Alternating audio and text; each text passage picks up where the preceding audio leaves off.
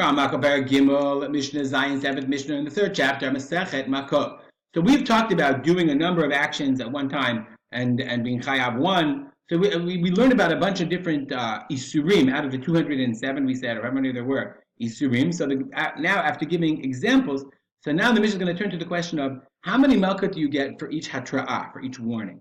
So because we know in order to get Makkot or any punishment in the court, you have to be warned first, explicitly by the Eidim, by the witnesses, not to do it.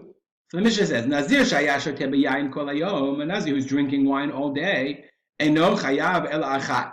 He had a warning, and then he's drinking, I like this, bayayin, he's drinking in his wine, which makes a lot of sense if you're drinking in your wine all day, if you're drinking all day or in your wine.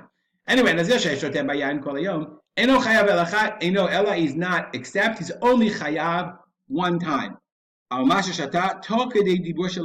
remember, we're talking about a hatra'ah. Person has warning, he had one warning, they said don't drink, and then he's drinking, he's only chayav one in the Toch Kedei Dibur, okay, because you only, all of that is part of the same concerted action connected to the original warning.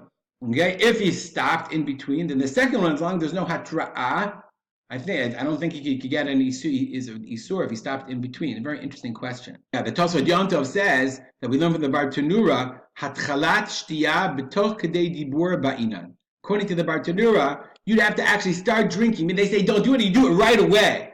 It has to be Toch Kedei Dibur. That he says Shatat Toch Kedei Dibur. That if there's a pause, that's a really interesting question. I'm not equipped to answer that question. The warning has to be Mamash Toch Kedei Dibur before the action. That's a pretty extreme position. But Amrulo al tishteh. They said don't drink, and he drinks. And then they say don't drink, and he drinks.